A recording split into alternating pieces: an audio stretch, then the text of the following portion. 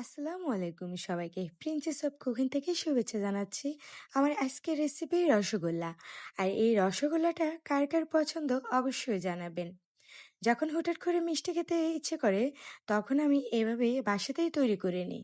যদি 1 KG liquid দুধ থাকে তাহলে এরকম 10টা মিষ্টি তৈরি করে নিতে পারেন।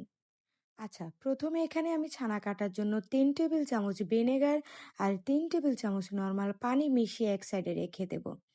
এখন ছানাটা ঢালার জন্য এখানে একটা পাতলা কাপড় দিয়ে এটাকে আমি রেডি করে এক সাইডে রেখে দেব। এখানে আমি রসগোল্লা মিষ্টির জন্য 1 কেজি দুধ নিয়েছি, লিকুইড দুধ। এখানে ফুল ক্রিম দুধটা ইউজ করার জন্য চেষ্টা করবেন। এখন আমি 1 কেজি দুধ দিয়ে প্রায় 10 থেকে 12টা মিষ্টি তৈরি করতে পারবো।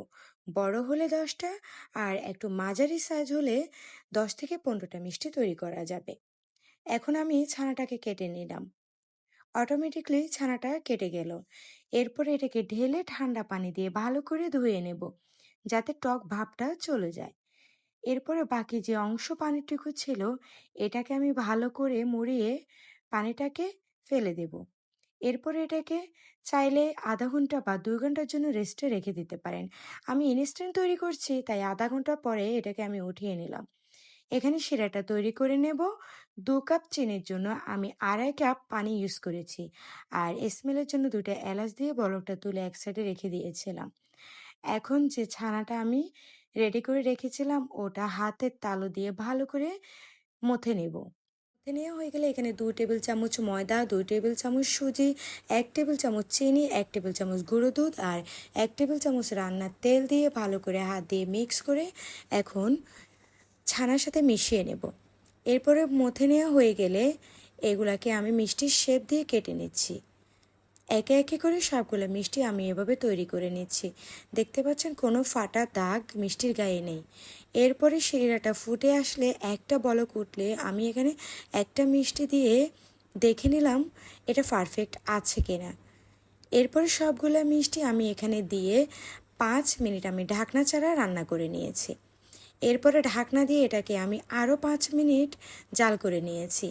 এখানে আমি প্রায় 3 চামচের মতো গরম পানি মিষ্টির উপরে দিয়ে দিয়েছি, যেহেতু শিরাটা জমে যাচ্ছে।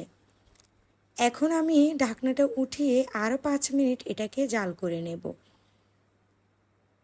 এরপর আরও 2 টেবিল চামচের মতো গরম পানি এখানে আমি দিয়ে আরও 5 মিনিট এটাকে ঢাকনা ছাড়া জাল করে নেব। এভাবে করে আমি প্রায় 20 মিনিট মিষ্টিগুলাকে জাল করে নিয়েছি। এখন একটা মিষ্টি আমি পানিতে ডুবিয়ে দেখাচ্ছি। যদি মিষ্টিটা তলায় চলে যায় তাহলে বুঝতে হবে মিষ্টিটা পারফেক্টভাবে হয়ে গেছে। যদি বেশি ওঠে তাহলে আরও 5 মিনিট মিষ্টিটাকে রান্না করে নিতে পারি। দেখতে পাচ্ছেন এটা ফুলে কতটা ডাবল হয়ে গেছে। এখন একটা গরম গরম রসগোল্লা আমি উঠিয়ে দেখাচ্ছি কতটা সফট হয়েছে আর কতটা পারফেক্ট হয়েছে। আর এটা এভাবেই প্রায় 10টা মিষ্টি একসাথে খাওয়া যাবে। আর এই রসগোল্লার রেসিপি কার কার ভালো লেগেছে অবশ্যই জানাবেন। চাইলে রেসিপিটি শেয়ার দিয়ে রাখতে পারেন। আল্লাহ হাফেজ।